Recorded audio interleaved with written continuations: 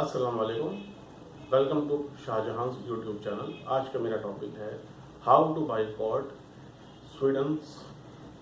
تو جہاں تک کہ آپ کو بھی جیسا کہ معلوم ہے کہ سویڈن میں اس طرح کا آج کل ایک ایشو چل رہا ہے کہ سویڈن میں جو قرآن پاک کی بے حرمتی کی گئی یہ بہت غلط ہوا، لیکن جس طرح کا جب بھی ہمارے یہاں جب بین الاقوامی باہر کے ممالک میں اس طرح کا واقعہ ہوتا ہے تو فوراً ہمارے یہاں جو ہے یہاں پر ایک اس کا فوراً ریئیکشن آ جاتا ہے اور کچھ لوگ اشتعال انگیزی کر بیٹھتے ہیں۔ تو ہمارا قانون اور ہمارا تو مذہب بالکل بھی اس چیز کی اجازت نہیں دیتا، اور وہ بھی خاص طور پہ جو ہے چرچ جیسی مقدس جگہوں کو اس طریقے سے نقصان پہنچانا، تو یہ تو بہت غلط چیز ہے اور قانون بالکل بھی اپنے ہاتھ میں نہیں رہنی چاہیے اور ان چیزوں سے ہمیشہ باز رہنا چاہیے۔ اب بات یہ ہے کہ جو کچھ ہوا کیا صحیح ہوا یا غلط ہوا؟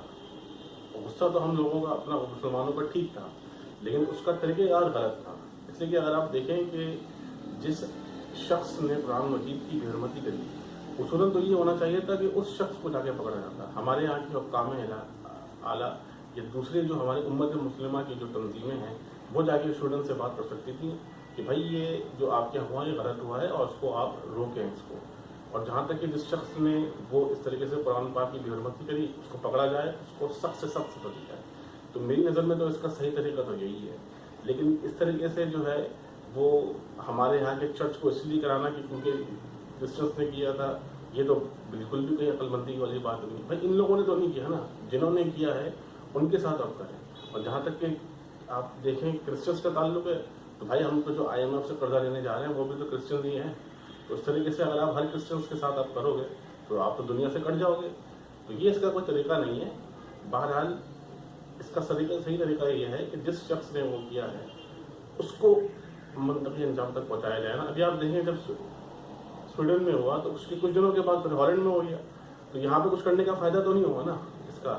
اپنے ہی سرکاری املاک کو نقصان پہنچانا اور اپنی ہی اتنی مشکل سے یہاں پاکستان میں ڈیولپمنٹ ہوتی ہے، یہاں پہ ہمارے ملک ابھی ترقی پذیر ممالک ہے، تو اس میں جو ہے نا پھر اس کو اس طریقے سے جو ہے وہاں پہ نقصان پہنچانا، تو یہ جو ہے بالکل بھی صحیح چیز نہیں ہے۔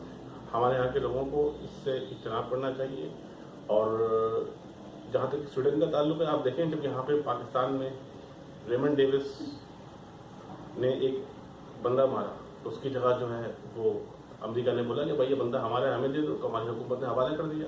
تو آج ہمارے مسلمانوں کے اندر وہ اثر و رسوخ اور وہ ہمارے مسلمانوں میں وہ دبدبہ کیوں نہیں تھا کہ ہم بھی کہیں کہ بھائی وہ بندہ ہمارے حوالے کر دو؟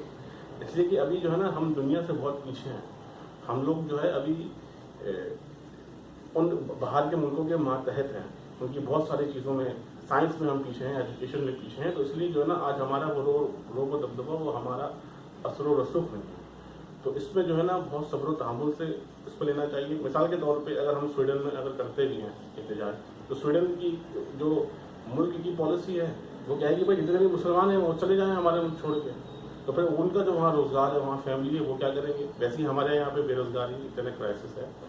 تو اس کا صحیح طریقہ کار یہ ہے کہ جو ہمارے جو امت مسلمہ کے جو حکمران ہیں جن کے ضمیر سوئے ہوئے ہیں ان کو جگایا جائے احتجاج کے ذریعے یا بات چیت کے ذریعے، ان سے کہا جائے کہ بھائی وہاں سے بات کی جائے اور اس پہ سخت جو ہے نا ایک رد عمل ہونا چاہیے تاکہ یہ چیز بار بار رپیٹ نہ ہو۔